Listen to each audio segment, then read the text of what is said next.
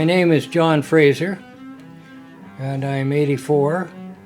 I was born in Japan on December 15th, 1931. To make a long story short, I ended up in Germany with the Canadian Army in 1953, and I was there for 4 or 5 months.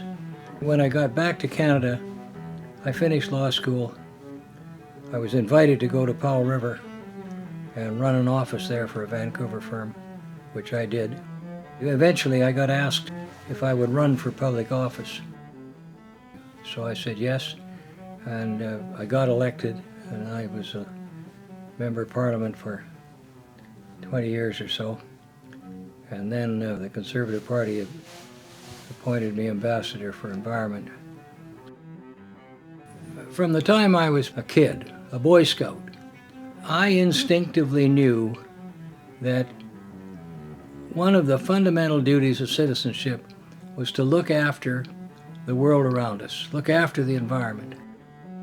When you're young, what you've got to start thinking about is, what do I do to contribute to my country as I get older?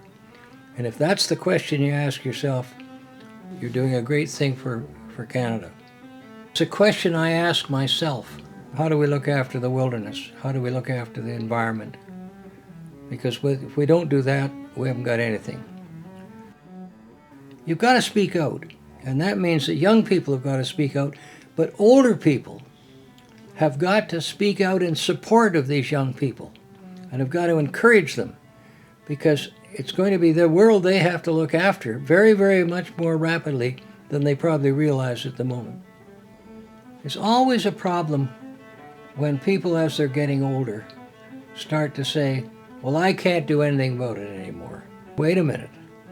There's another generation coming, and you have got to do something to help them replace you, and to do it well, and be able to have confidence that the rivers aren't all going to be polluted, that the lakes aren't going to dry up, that the fish aren't going to stop being in the oceans. These are enormous issues, and they aren't going to go away, and they're absolutely linked to our existence. I'm not a wild-eyed environmentalist. I am an environmentalist. You can't walk away from what you don't want to talk about. If we don't take care of the world we live in, we're not going to live in a very easy world. And it isn't going to be resolved by silence. Look at what the stakes are. We have, in many respects, in many places, a very beautiful world. It's all quite magnificent. It's also, as we've seen in Fort McMurray, easily destroyed. The world is a better place than it was some time ago in many respects. But it's not perfect.